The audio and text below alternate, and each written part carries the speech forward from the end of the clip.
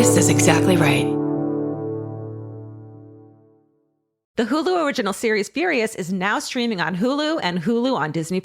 Starring Emmy Rossum as Alice Black, Furious follows a rookie FBI agent on the hunt for Catherine, played by Lola Pettigrew, a mysterious and calculating female serial killer. While Alice upholds justice, Catherine kills for it, terrorizing the rich and powerful men of New York in her pursuit of vengeance. With secrets that change everything, Alice discovers there's a thin line between hunter and prey. Watch the Hulu original series Furious. Now streaming on Hulu and Hulu on Disney Plus for bundle subscribers. Terms apply. Goodbye. I'm Nancy Glass, host of the Burden of Guilt Season 3 podcast. This is a story about a horrendous situation that destroyed 2 families. It's a scorched earth war that shows just how far someone will go to get what they want. Cindy said I had to choose between the truth and my family, and I had to choose the truth.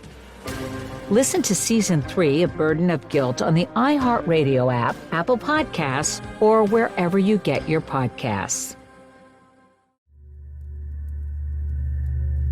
There was no anything inside those eyes. They turned black. It scared the hell out of me. People, wake up! I'm the one that saw the murder take place by Krivak and DePippo. Anthony DePippo showed no signs of remorse, appearing unfazed after being sentenced to the maximum. I said I'm not guilty. I'll take it to the grave. Listen to The Devil's Quarry in the Bone Valley feed on the iHeartRadio app, Apple Podcasts, or wherever you get your podcasts.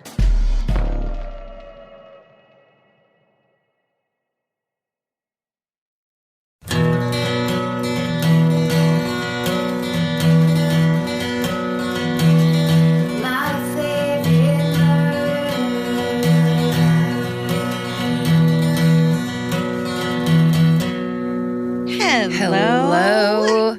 And welcome to My Favorite Murder, the Minisode. Hi, that we're videoing for the fan cult. The fan cult gets to see the amazing gestures we're using right now They're to big. introduce this Minisode. There you go. Hands. Yeah. Hands. So many shoulders. hands. Yeah. This is not what we normally look like when we're recording. No, we hired 8 extra hands. And here we are. You want to go first? You want me to go first? I'll kick this one off. I'm not going to read you the subject line. It says, it just starts right in. All business. Okay. My husband and I got married in New Orleans in 2019. It was just the 2 of us on the moonwalk beside the Mississippi, and it was magical. NOLA will forever have a place in my heart. On the final day we were there, we had booked into a Creole cooking class, and we were killing time before it started by having a drink in a bar in the French Quarter. We were chatting to the barman when he suddenly went quiet and flicked on the TV to a weather report. At the same time, both our phones pinged with an alert saying, tornado warning, find shelter, this is not a drill. Oh, shit. Being from Liverpool in the UK, tornadoes are not something either of us was prepared to handle on a light buzz from some midday drinking. No one else in the bar seemed fazed by the approaching tornado, which the weather report said had touched down about a mile outside the city. Okay. So scary. As we looked at each other in mild panic, a kindly woman sitting at the end of the bar leaned over to us and said, "Honey, I'm from Kansas. You don't need to worry until the sky turns green." And then she went back to her drink. Oh, that sounds more ominous than it's supposed to, I think. What does that mean, green? I mean, because of the tornado, that's what happens, apparently. Okay, all right. That's how you know it's panic time. Oh, my God. The barman returned from calling a few of his friends to make sure they were safe and then poured everyone another round of drinks. We went to our cooking class, learned how to make gumbo, jambalaya, and pralines, and promptly texted everyone at home that we'd just survived a tornado. Apparently, it takes more than a tornado to kill the vibe in New Orleans. Did I say New Orleans at the beginning and now I'm saying New Orleans? I don't remember that. Nor does it matter. No. I love you guys and everything you do. Your podcast has got me through the final stages of my PhD. Whoa. And it's big. And your voices have been with me through ups, downs, and everything in between since then. And for that, I'm so very grateful. Stay sexy and don't panic until the sky turns green. See. I I love it. I thought there was going to be like a whole, like, we hang out in the bar for the, that's what a tornado warning sounds like to me. Yeah, like lock down, get into the cellar, bring bottles of rum down with you. Totally. Nope. Still go to your cooking class. Everything's fine. Please learn some recipes. Okay. This one's called How Many 911 Calls is Normal? Which is a great question. Hello to everyone, but especially the new pets and also the old ones. A recent minisode got me thinking about how often the average person makes 911 calls in their life. I mean, how often have either of you personally called 911 during an emergency? Once. I think like 3 for me. Not very often. Because at 24, I've made 4 911 calls on behalf of others around me. I don't know if that's because I generally fuck politeness and don't just mind my own business, or because I'm a nosy bitch, but I'll let you decide.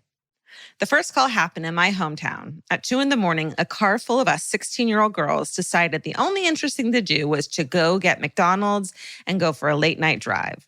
As we sat at a red light in the deserted downtown square, a girl stumbled in front of our car. She was in a sleeveless romper, spaghetti straps and short shorts, and holding her high heels. She looked to be about college age, and as we were only 3 or 4 blocks from campus, it wasn't too surprising. Except for the fact that she was stumbling in the opposite direction from the university towards the edge of town and the train tracks, and it was about 35 degrees and dropping. Oh, in a romper? In a spaghetti romper. strap romper in 35-degree weather. As we all sat watching her for a while, trying to decide what to do, until I firmly decided our best option was to call 911. I informed the dispatcher where she was, and we followed her as she zigzagged up onto people's lawns and into the street. We waited until one cop car showed up, and then I insisted we wait until another showed up because the idea of a lone cop with a blackout drunk college student in the middle of the night made me uncomfortable. From that point on, I've never hesitated to get involved in other people's emergencies. Bystander psychology tells us that in a high-intensity situation, most people will assume that somebody else is handling it. Someone else will call 911, someone else has more medical training, someone else knows more than me. Because of this bystander effect, many people remain in danger long past necessary. Be the busybody that gets involved and asks someone if they need help. You might be the only one.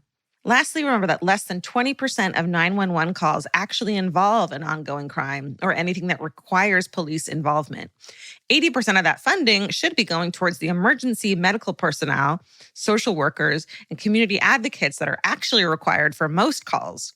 Encourage your local state and government to funnel money where the statistics show it's actually needed. Thank you both for the work you're doing and the advice you're giving, especially to young women. You're the vulgar, brash aunts I never had and always needed.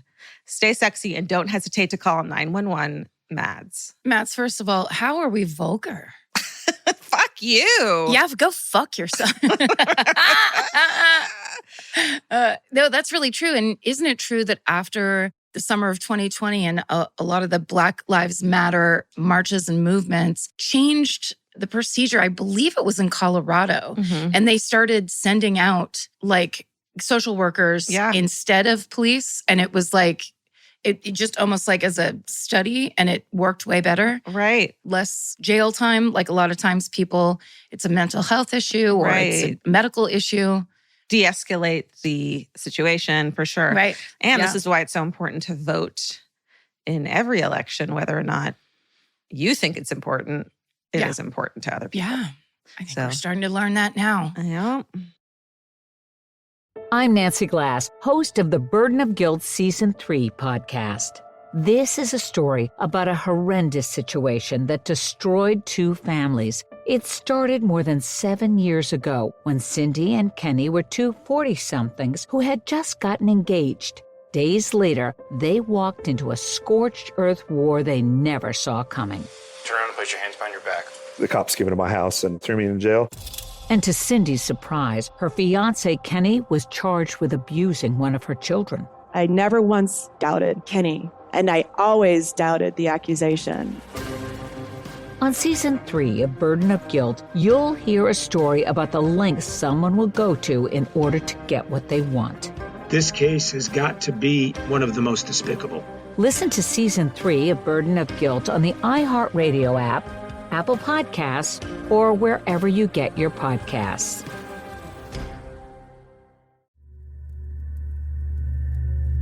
There was no anything inside those eyes. They turned black. It scared the hell out of me.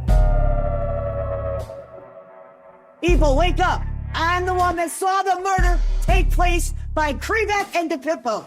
Anthony DePippo showed no signs of remorse, appearing unfazed after being sentenced to the maximum. I said, I'm not guilty. I'll take it to the grave. Listen to The Devil's Quarry in the Bone Valley feed on the iHeart Radio app, Apple Podcasts, or wherever you get your podcasts.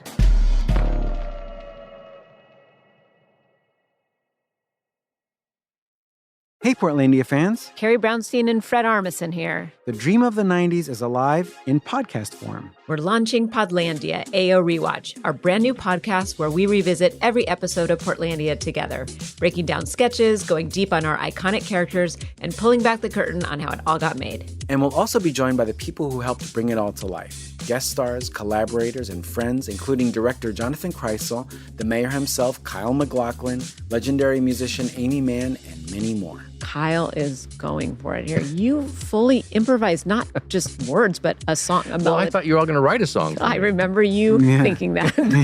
Listen to Podlandia, AO Rewatch on the iHeartRadio app, Apple Podcasts, or wherever you get your podcasts. Okay, it says, a funny cult story or don't be nosy. Hi, beautiful souls. Fuck you. Started listening from the beginning and got about 2 years in over the last 6 months. Whoa. And then in parentheses, it says, also, I have diagnosed OCD. And then there's the laughing, crying emoji. Thanks for getting me through tough times like today, for example. I went to a funeral for the associate dean of my old music school today, and all the old college memories crawled back into my brain.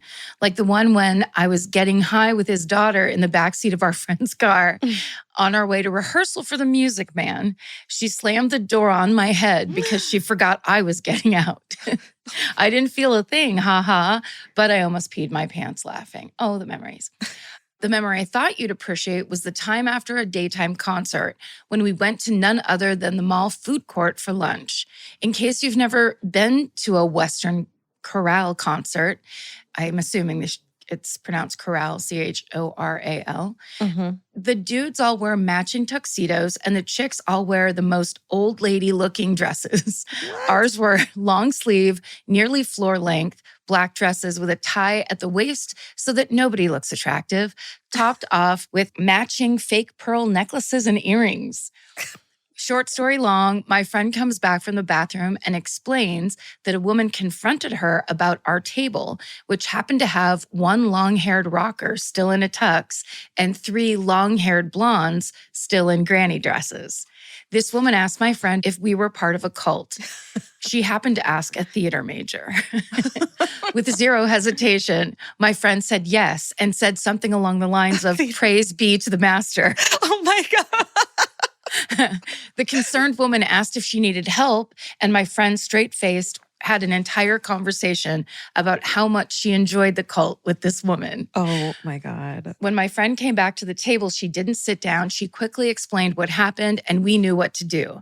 The guy stood up. We helped him put his coat on. Then we cleaned the table off and followed him out single file to the car, looking down at the ground the entire time. And then it just says, nerds. Such nerds, but it makes me miss those kinds of, like, that girl is like someone you want to know for the rest of your life. You know? Entirely. All of them. It says, we giggled all the way back to the college. It gave me a much needed belly laugh again today as I debated about telling you. I hope this at least gave one of your awesome team members a good snicker. It's Alejandra that reads them. Clearly. And don't worry, I called my dad, even though the cult wasn't real. SSDGM, and maybe don't assume ugly corral outfits mean cults. And then there's no name. It is true that it's like, hey, you look silly. Are you in a cult? Yeah. Kind of judgmental of that woman. That poor woman, though, was just like trying to help a young girl. That poor woman is kind of fucking politeness in the way that we base our advice on. You know what I mean? Like a concerned aunt that's at the bathroom at the mall going, excuse me, do you want to be wearing A pearl necklace and pearl earrings? Yeah, It's you look a little lot. ridiculous. Are you okay? Do you need help? Are you in a bad clothes cult? That is something you and I would probably do. You're brash ants. Yeah, and vulgar. Very vulgar. Very vulgar. Let's see. This is called My Tribal Lore Helped Me Predict a Car Crash. Extreme coincidence. Hello. I've written a few times, but once you asked for extreme coincidences, I knew I needed to write in again. For context, I'm a Native American, and in my tribe, I'm Muskogee Creek. Owls are bad news. Death omen, bad news. 2 weeks ago, I had an awful dream where I was sitting in the passenger seat of my best friend's car, and a large snow owl was trying to get in the car through my window. I woke up in a cold sweat, truly freaking out because when owls are involved, I don't mess around. I used to try and be rebellious and keep a large owl candle on my windowsill until one night my cat knocked it directly onto my head and gave me a concussion. How big was that fucking candle? Sounds Jesus. large. Let me get back to the car. A week after this dream, while I was driving to school with my best friend, a woman driving a Jeep sped through a red light and plowed directly into the passenger side of the car. My best friend and I were totally fine, just shaken up, but the first words out of my mouth after the collision were, I called it. My best friend did not like this. When I called my very indigenous mother to tell her what happened, she immediately went on a long-winded tirade about how my ancestors had warned me. And while at the time it was hilarious, I now believe her. I started listening to MFM in the 8th grade. And I'm now graduating high school this year. Ooh. I know, sorry. Thank you so much for narrating my teen years and keeping me thoroughly terrified of the outside world. Stay sexy. And if you see an owl, run screaming in the other direction. Much love, Estella. I feel bad though, because they're like, hey, you're going to get in a car accident. But no, like, here's how to avoid it. You still have to get in that car. That's the thing about omens is you still have to live your life and stuff, but don't invite it, you know? Don't try to listen to your ancestors. If they're actually speaking to you, why would you not be listening? I'm Nancy Glass, host of the Burden of Guilt Season 3 podcast. This is a story about a horrendous situation that destroyed 2 families. It started more than 7 years ago when Cindy and Kenny were 2 40-somethings who had just gotten engaged. Days later, they walked into a scorched earth war they never saw coming. Turn around and put your hands behind your back. The cops came into my house and threw me in jail. And to Cindy's surprise, her fiancé Kenny was charged with abusing one of her children. I never once doubted Kenny, and I always doubted the accusation. On Season 3 of Burden of Guilt, you'll hear a story about the lengths someone will go to in order to get what they want. This case has got to be one of the most despicable. Listen to Season 3 of Burden of Guilt on the iHeartRadio app, Apple Podcasts, or wherever you get your podcasts. On Boxing Day 2018, Joy Morgan was last seen at her secretive church. 6 weeks later, she's reported missing. I'm Charlie Brinkhurst-Cuff, and after years of investigating Joy's case, I need to know, what really happened to Joy? This is The Missing Sister, the true story of a woman betrayed by those she trusted most. Listen to The Missing Sister on the iHeartRadio app, Apple Podcasts, or wherever you get your podcasts. My first guest is Paris Hilton, Shakira, Luke, and Yerin. You have surprises? Many surprises. Welcome to the Sweet 305 podcast, where the group chat comes to life. What up? You're the only person I know that loves a yellow Starburst. It's lemonade. Listen to Sweet 305 with Lele Pons. Open your free iHeartRadio app, search Sweet 305, and listen now.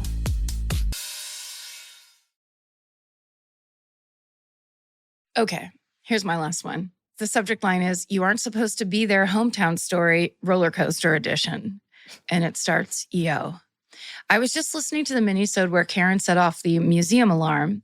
You called for really obvious after the fact you weren't supposed to be there / do that stories. That's a great way to put it. Yeah. Here is a gem from my childhood. I grew up outside of Fort Worth, Texas.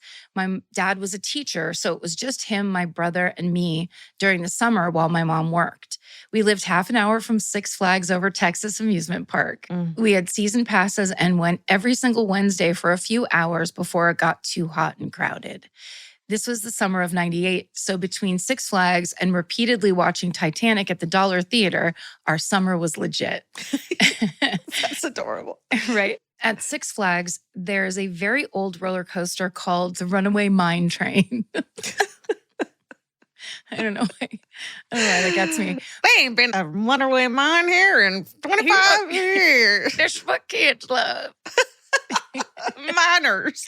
Kids love mining and miners. It's an underwhelming but fun ride. On this ride, the train slowly passes through a saloon with dummies playing poker and a piano before dropping over a hill and taking off again. My brother was a tragically skinny 8-year-old and figured out he could push his knees out to leave the safety bar loose and have a wild ride. You see where this is going. Oh, dear. Children. Children. We decided it would be hilarious if he crawled out while the train was in the saloon and play cards with the dummy. That's true. That would be fucking hilarious. I'm laughing my ass off right now. However, okay. However. I was a chubby 10-year-old, me too, so my job was to help boost him out and play hype sister. Much to our delight, the plan worked. Oh my God. Right. The line was short, and I rode the ride again to see my brother acting like an old-timey cowboy. Oh, epic. If only you had a phone with a camera on it. Dude, every time we'd go through the Pirates of the Caribbean when we were kids, I just wanted to get out and fucking go live in that jail town, you know? For real. Yeah. Get chased around a table. That's right. To see my brother acting like an old-timey cowboy, shuffling cards and pretending to drink a mug of beer. So he's actually like picking up the props and everything. Love him. However, like all best-laid child plans, we were immediately caught. Yeah, you were. The ride had to be shut down, and my brother was removed from the saloon through an emergency exit by an unamused teenager. We were hauled to an office and forced to wait. As this was the time before cell phones, our dad couldn't find us at our rendezvous spot and alerted security. Eventually, he found us sheepishly sitting in the security office. We were all kicked out of the park. We knew we were done for. No more Titanic Mondays or Six Flag Wednesdays. We would be relegated to do chores and watching Maury the rest of the summer. But much to our surprise, Dad didn't want to tell our mom that he let us roam around Six Flags unattended while he chilled in the air-conditioned food court. Yeah. I was like, what was Dad doing that whole time? Yep. He was like, you go have fun, leave me alone. Totally. I'm going to eat this $17 hamburger. So we just all agreed that we learned our lesson and that Mom didn't need to know about this. Nice. We decided to stay away from Six Flags for a week or two. I think Dad secretly found it hilarious, but would never say that. We resumed our regular Six Flags trips, but always wore sunglasses and a hat at the gate to thwart security. Oh my God. The whole hey, family. Kid, get out. Yeah, as if they give a shit. That's so cute. And the 8-year-old brother wore a long beard, like a miner. We just knew they had facial recognition technology, kid logic. I had several Six Flags stories from being a frequent visitor over the years. If you ever want more, you know we want more. Yes, we need amusement park stories. Yes, please. I got barfed on at Disneyland on the train roller coaster. The Thunder Mountain. Got barfed on. I was going to say Thunder and Lightning. You got barfed on from someone else on the train? Yeah, the person ahead of us. This little kid barfed on the rest of the train, and we all had to be and sit on the train in silence for the rest of the roller coaster. Everyone was just completely barfed on. Like, and the smell, like the smell of whatever that kid had been eating all day, like cotton candy and fucking hot dogs, chili, tuna noodle casserole, like whatever it was. Fresh lobster. From And it was day. a date. I was on a date with a new dude too. Oh no. And we had to go get. Did we? You had to go break up? Yeah. You had to go make out in the parking lot? Made out. It was the best make out of my life. Okay, go ahead. Send us your stories. No. Wait, I think I've told you this one, but this is Christine Tomasini, who was a friend of my sister's from high school. Her and her family were at Disneyland, and she was staring at a girl who had really big hair. It was like, she had kind of really, I don't know if it was like a natural, like a fro kind of, or it's like really curly, but like big and circular all around her head. And then as she was staring at the hair, like, oh, that's really good hair, the hair just went flat. And she was like, my eyes. And then she realized it was because somebody barfed off of the tram onto this girl's head. Oh, that poor girl. And she witnessed the entire thing. I was just like, that is fucking theme parks, man. They're nightmare. I won't go anymore. I'm good. You know what? If we get enough stories, you won't have to go anymore. That's we'll right. just have people telling us stories. That's right. Wait, I'm 2 lines away from the end of this. Okay, do it. Oh, so they're telling us that they have more Six Flags stories. Yes, please send more in. And please put in the subject line, these are my more Six Flags stories. Right. Thank you for your podcast and thank you for being a friend. Stay sexy and keep your arms and legs inside the train at all times. Taylor. Taylor, great job. Taylor, you nailed it. You gave us so many things. All right, here's my last one. That's actually about a date also. Oh. It says, be careful what you put in your pocket on dates. Hello there, and hello from London. I'm a huge fan of yours, and I know you are huge fans of things found in the walls, and also treasure. So I'm hoping you also might be fans of something that has just happened to me. I shall call it things found on dates, like being barfed on. Last night, I went on a date. Wow. And it was decided we should try a little spontaneous mudlarking. Welcome to dating in your 40s. Hey. Mudlarking. It says, in case you aren't aware, mudlarking is a British activity of the Victorian times when you basically scavenge around for treasure in the mud and stones and God knows what of a river. I follow a lot of mudlarking Instagrams. They're fucking fascinating. We had so many plans to go mudlarking when we were in London. Just never happened. But it never happened because you have to wake up at like 7 a.m. Oh, that's right. That was the deal breaker. That's a deal breaker for me. In this case, it was the River Thames, and this was my first mudlark outing. To set the scene, we were in proper City of London territory under the shadows of St. Paul's Cathedral with Tate Modern opposite us across the river. It was around 8 p.m. at night, and I was in a carefully selected white jumpsuit with white Converse. He was in jeans with equally white trainers. After weaving past a group of drunk men, climbing down old steps, and stepping over scattered rubbish, we came to a rocky part of the riverbed to start digging about. It was so peaceful down there and surprisingly sexy watching my date dig about the mud with his hands. Sorry, really quick. This person wore a white jumpsuit to mudlark? Yeah, I think she's showing how spontaneous and fun she can be. Gotcha. We found old clay piping, old age cigarettes, bits of pottery, and even an animal hip bone. And then I hit gold. I found a fully intact prehistoric fossilized shark tooth. Ooh. As a slight segue, a year before, I'd been hanging out with friends on a river beach in Kent, UK, when one of them found a prehistoric shark tooth. So last night, in my desire to impress, I may have slightly over-egged my expertise of fossilized shark teeth. Super chuffed with my treasure, I popped the shark tooth into my jumpsuit pocket and we carried on squelching about for a bit before deciding to go for a drink. Fast forward an hour later when we're settled in at a bar and I decide to excitedly study my shark tooth. It was amazing. It had its one pointed shark bit and then a thicker base of the tooth. And that was when my date took it in his hand and slowly flipped it upside down. It turns out the one-pointed shark bit wasn't a tooth point, but more of a tooth rot. And in the light of the bar, we could see that the thicker base was actually very clearly a textured, almost crater-like surface. The reality hit then, from his face to mine. I had not found a shark's tooth. I had found a human tooth. Oh. No. With a bit of manic internet searching, we found out that before dentists, and dentists are in quote, people with bad teeth just had them wrenched out and chucked into the sewers where they traveled in all kinds of shit to the river, waiting to be found 200 plus years later by two 40-year-olds on a date. There were even mid-19th century tooth pullers who wore leather hats with lots of teeth decorating the hat. It says, Google it. I still can't unsee the hat with 89 teeth. Oh, I'm gonna. And so here I am this morning writing to you with the date and random human tooth still in my house. Hey, girl. Yes. I can't stop wondering about the life of the human who once owned this tooth, and then the luck I've had in finding a brilliant man in my 40s post a horrible divorce and world pandemic who is not only kind, hilarious, and looks sexy digging in river mud, but he is still here after I forced him to carry the tooth for the rest of the night. No way was I throwing it away, and no way that gnasher was going back in my pocket. Stay sexy and be careful what you put in your pocket on dates. See. I like that one. It's just kind of like hopeful and shit. Yeah. And kind of fun. Fun, hopeful. I thought in the description, I was like, is this going to be like an old piece of dog shit?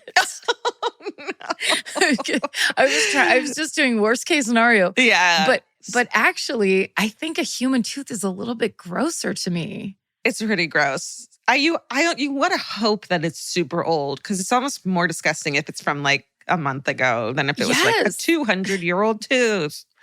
What if it was a tooth? What if they like did DNA testing on it and it turns out that it's the tooth is related to someone in her like lineage or whatever? That would be cool. Or it's her neighbor. Or it's her neighbor's tooth. Or her date likes her so much he pulled his own molar out so she could find something nice. Oh, I love that the tooth and the date is still in my house. See, I hope you write back to us and let us know how that relationship goes. Totally. We'd love it. We'd love to hear about it on your 1-year anniversary. Aw. Is that it? I put in it. That is it. But wait, I looked up tooth puller's job and then I'm looking at images. Let me see. It's just a bunch of different pictures of pliers. Wait, what else should I add in that search line? Victorian tooth pullers. It's like a ton of people. They literally would have the pliers in the person's mouth. The person's tied to a chair. And then, look at this. Could this be real? Horror of Victorian dentistry. Oh, it is. Yeah. Wait, this is really good. Oh, yeah. There you go. Hold still. Hold still. How hilarious. Oh, my God. Your brother is down there holding. Can you see the little kid holding? Oh, my God. Wait. Steven, can we post that on the Instagram? Oh, you're fucked. Just pull them all. The backstreet horror of Victorian dentistry exposed in grim photos. Cool. Well, we've done it. We've done it. Thank you guys for listening. Thank you, Fan Cult, for looking at us while listening. Also, if you guys want one more story each, there's a minisode in the Fan Cult as well. There's a lot of cool shit in the Fan Cult, so please feel free to head over there. Go over there. MyFavoriteMurder.com. Company. Yeah. Connection. That's right. T-shirts. The 3 C's. Stay sexy. Let's don't get murdered. Goodbye. Goodbye. Elvis, do you want a cookie?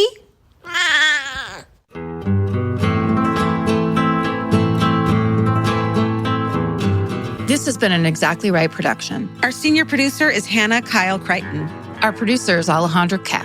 This episode was engineered and mixed by Stephen Ray Morris. Our researcher is Gemma Harris. Email your hometowns and fucking hoorays to myfavoritemurder@gmail.com. Follow the show on Instagram and Facebook at myfavoritemurder and Twitter at myfavemurder. Goodbye.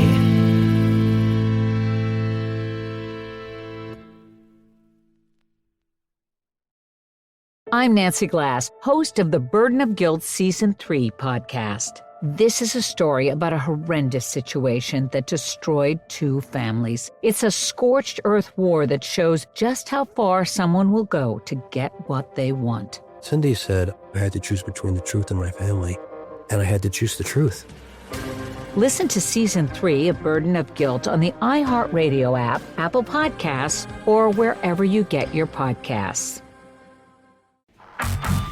My first guest is Paris Hilton, Shakira, Luke, and Yerin. You have surprises? Many surprises. Welcome to the Sweet 305 podcast, where the group chat comes to life. What up? You're the only person I know that loves a yellow Starburst. It's lemonade. Listen to Sweet 305 with Lily Pons. Open your free iHeartRadio app, search Sweet 305, and listen now. This is Chelsea Handler from Dear Chelsea. Every week, the news gets worse, the world gets crazier, and Yamanika is here to tell whoever's responsible, you're the problem. Do you know I just found out who Sydney Sweeney was? If he got a bunch of women, then I should have a bunch of men.